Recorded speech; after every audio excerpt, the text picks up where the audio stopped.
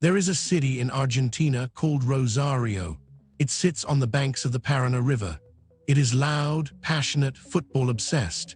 A city where children kick balls in the streets before they can properly walk, where every conversation eventually comes back to football, where the greatest game on earth is not a hobby, it is a religion. And on the 24th of June 1987, in a modest house in Rosario, a baby boy was born. His name was Lionel Andres Messi. His father, Jorge, worked in a steel factory. His mother, Celia, cleaned houses for a living. They were not poor, but they were not comfortable either. They were a working-class family doing what working-class families do, holding everything together with love and effort and very little margin for error. Lionel was the third of 4 children, and from the moment he could walk, he had a football at his feet.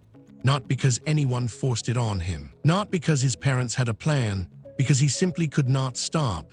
At 4 years old, he joined his first club, Grandoli, a tiny local team in Rosario. There was a problem. The coach looked at this tiny child and said no.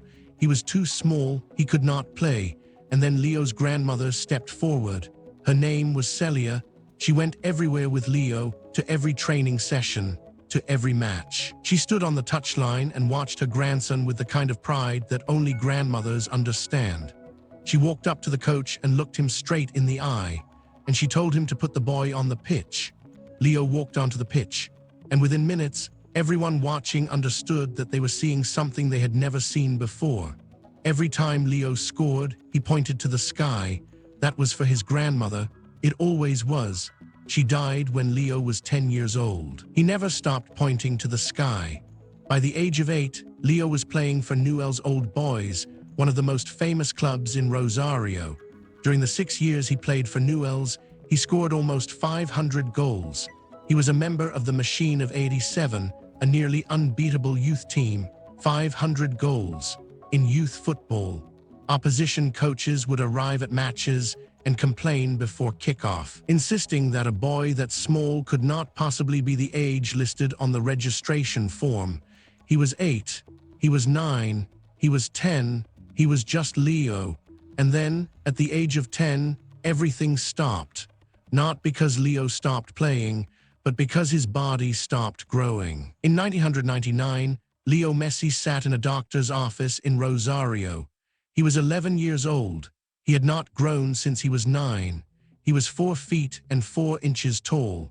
His doctor diagnosed him with growth hormone deficiency, predicting he would grow to a maximum height of about 4 feet and 7 inches without intervention. Growth hormone deficiency, a condition where the pituitary gland does not produce enough of the hormone the body needs to develop normally. Without treatment, Leo Messi would not grow. And in professional football, where physicality matters, where strength and size are weapons, a player who stopped growing at 4 feet 4 had almost no future. The treatment existed. It required daily injections, a needle into the leg, every single night, for years. His family struggled to afford the expensive medical costs, estimated to be around $1,000 per month. $1,000 a month. For a family where the father worked in a steel factory and the mother cleaned other people's houses, this was not possible. Newell's Old Boys briefly paid for his treatment, but they did not feel willing to invest long-term. His father's health insurance covered only 2 years. The benefits ran out. The family approached other Argentine clubs. They all said the same thing. We are interested in the boy, but we will not pay for his treatment. And so Jorge Messi made a desperate decision. He had family in Catalonia in Spain. He reached out, he made calls, he pulled every string he could find, and he arranged a trial with FC Barcelona, the greatest youth academy in the world. La Masia, the family flew to Barcelona. They spent their savings on the tickets, on the hotel, on the hope that this would work. At the trial, where not just a soccer career but the possibility of a normal life were on the line, the 13-year-old Messi scored 5 goals and had the coach convinced within 2 minutes that he had to be signed. 2 minutes. Carles Rixach, Barcelona's sporting director, was so impressed that he famously offered a contract on a napkin, one of football's most iconic moments. Barcelona would sign Lionel Messi. Barcelona would pay for his medical treatment. In exchange, Leo Messi would play for FC Barcelona, the boy who had been told he was too small, the boy whose condition had been too expensive for every club in Argentina, was now signing with Barcelona on a napkin. Leo Messi arrived at La Masia at 13 years old.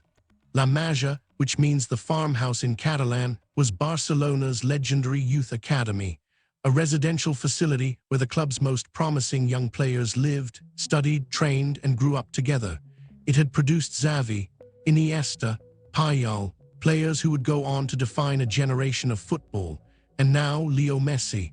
But the transition was not easy. When Messi arrived, his parents returned to Argentina and he was left largely alone. He could not speak Catalan. He barely said a word in the dressing room.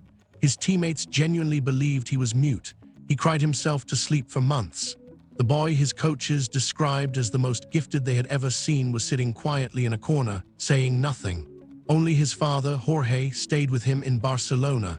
Every night, he injected himself with growth hormone. Every morning, he trained. Every day, he sat in classes taught in a language he barely spoke, surrounded by boys he barely knew, in a city that felt nothing like home. And every night, he missed Rosario. He missed his mother. He missed his grandmother's grave. He missed the streets where he had first kicked a ball. But he did not go home, because going home meant giving up the treatment. Going home meant his body would stop growing. Going home meant the end of the dream. After completing his growth hormone therapy at age 14, Messi became an integral part of the Baby Dream team, which has been lauded as Barcelona's greatest ever youth team. He befriended his teammates, including Cesc Fabregas and Gerard Piqué. The lonely boy who said nothing was now playing alongside the boys who would become his brothers, and he was destroying them in training every single day. On the 16th of October 2004, Lionel Messi made his first team debut for FC Barcelona. He was 17 years old. He came on as a substitute against Espanyol. He played for just over 10 minutes, but those 10 minutes were enough. The way he moved, the way he received the ball, the way he turned defenders inside out with a touch so light and so precise it looked almost accidental until you realized it was anything but. Barcelona's coaches looked at each other. This was it. This was the one they had been waiting for. What happened next is the stuff of football mythology.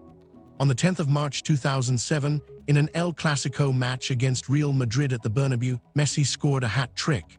He was 19 years old, 3 goals against Real Madrid, in their own stadium, in front of their own fans. The stadium fell silent. Then even the Real Madrid fans applauded, because what they had just watched was not football as they understood it. It was something else. In the 2008 to 2009 season, under Pep Guardiola, Messi and Barcelona won the treble.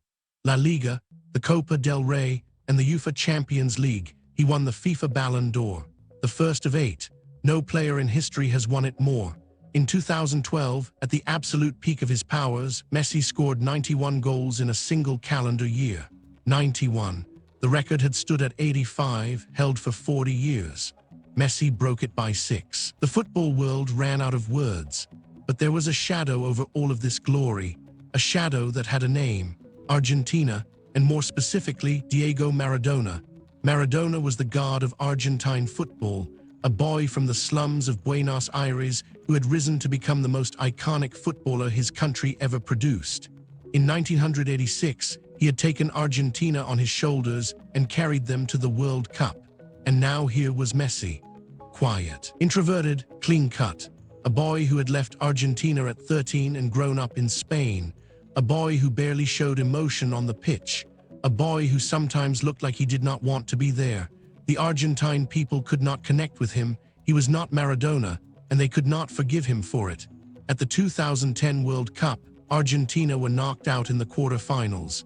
Messi was criticized, blamed, dismissed. At the 2014 World Cup, Argentina reached the final. Messi was the best player in the tournament. They lost the final to Germany, 1 goal, extra time. Messi was called a bottler, a loser, a man who could not win when it mattered most. Even Maradona himself said publicly in 2018, Messi is a great player, but he is not a leader. It is useless trying to make a leader out of a man who goes to the toilet 20 times before a game. After the 2016 Copa America final loss, Messi stood at the podium and said the words that broke hearts everywhere. "I am retiring from international football." He was 29 years old. He had given everything to Argentina, and Argentina had given him back hatred, criticism, and the crushing weight of expectations he could never fully meet. He came back from retirement because he could not truly leave. Argentina was in his blood, no matter how much it hurt. In the summer of 2021, something shifted. Argentina entered the Copa America, held in Brazil, the most hostile possible environment, in Brazil's home stadiums, against fans who wanted nothing more than to see Messi fail again. Argentina won. Messi, for the first time in his career, lifted a major international trophy. He was 33 years old. He fell to his knees on the pitch and wept. Not quietly. He wept openly, completely, without shame. The man who had been called cold, distant, unemotional, was on his knees in the middle of a football pitch, crying like a child, because he had waited so long. But there was still one thing missing: the World Cup. The 2022 FIFA World Cup in Qatar. Messi was 35 years old. It was almost certainly his last World Cup, his last chance. Argentina began the tournament against Saudi Arabia, and they lost. The world laughed. Then Argentina won every single game after that, all the way to the final. France, the greatest World Cup final in history. Argentina led 2-0 at halftime, and then Kylian Mbappé happened. The young French superstar scored twice in 90 seconds, 2-2. Extra time, Messi scored in extra time. Argentina 3, France 2, it seemed over. Mbappé scored a penalty, 3-3. Argentina won 4-2 in a penalty shootout. When the referee blew the final whistle, Messi stood on the pitch. And for a moment he did not move.